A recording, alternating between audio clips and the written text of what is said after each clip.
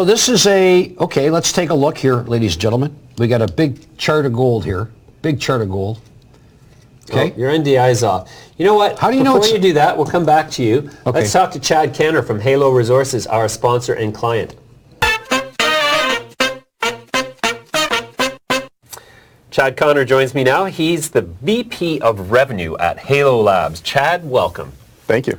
Chad is the VP of Revenue. I guess it's your job to make money for the company? In theory. In theory.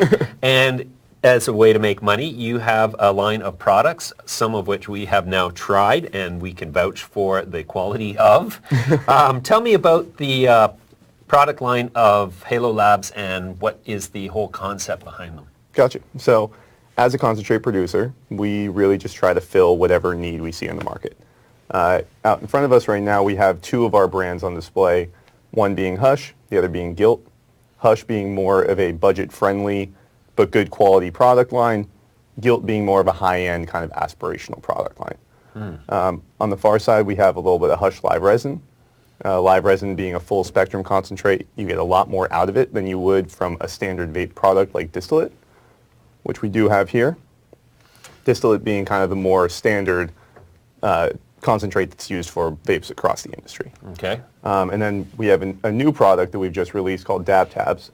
Dab Tabs are a brand new method of consuming concentrates that have never existed for the industry. The first lab certified dosing application for the industry. Each of these contains a 50 milligram dose of any concentrate you're to put into it.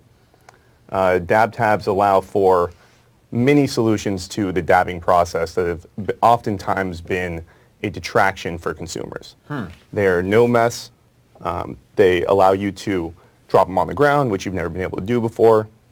Beyond that, they still retain all the flavor and all the things that people always come to enjoy in their dabbing. But it does solve a lot of problems. Yeah, you bet. That's quite an elegant solution, really, especially for, the upper crust, as it were. And the unit that you've got there in front of you with the glass top, that is the unit for consuming the Dab Tab? So in theory, Dab Tabs can be consumed any way that you are used to dabbing at home. However, we do have new proprietary hardware. This is the Shatterizer pen, which has been designed to not only vape them holding in here, but also to carry them on the go. And nice little convenient storage jar. Wow. So you can hit it discreetly anytime you want. Indeed you can. Got your little stash on the bottom. Indeed you can. And then right here is another product that we're really excited about. This is called the Dab Tab Go. Dab Tab Go is a 510 thread cart, which can replace really any standard cartridge in the market. Okay. When you say 510 thread, what do you mean exactly? So a 510 thread is merely the threading on the bottom, okay. Which is the standard fitting for most vaporizers in the market. This will allow you to drop one in on the go, which kind of facilitates your ability now to carry a much more high-end product in your pocket in the same form factor as these more traditional vapes. Right. Okay, so among these products, which is the one that consumers are looking for the most? They're for different consumers. The truth is, Dab Tabs is going to be slightly more of a connoisseur type product, whereas these vapes will kind of be more of a mass market type product. But really it depends on the user, what they're looking for in the product, and also the price point that they're looking to pay. Okay, so the resin here, this one, is that something that I can use in that device, or do I need a separate device for that? You could use that in this device. We wouldn't necessarily recommend it in this, but you could absolutely use it, and in really almost all vapes in the market. Okay, so what percentage of the California market is vapes as opposed to dried flower? Actually, vapes and dried flower are becoming very similar markets in the space right now. On the go, what we've seen is a large growth on the ability to use pens on the go, which is kind of eked into the flower market. But they're very similar demand. Sure. So has the demand for cannabis products generally gone up thanks to legalization, in your opinion? I would tend to say yes. However, there are issues with the black market and white market, so we're seeing them in different ways. But I do believe that the new recreational market has opened up and made a lot of people feel less scared to enter a dispensary and buy the product and use it. You know, I Sure. feel like it's just bringing in more people that were feeling averse before. Sure. Earlier we were talking about live resin and how that is sort of like the ultimate product in terms of all of the extracts. What is it about live resin that makes it such a hot commodity, and which of these products contain it? So these two products, the sauce pen from Gilt and the live resin hush, as well as these dab tabs, which are Gilt branded dab tabs. The beauty of live resin is you're able to take the plant and get the full spectrum of the concentrate out.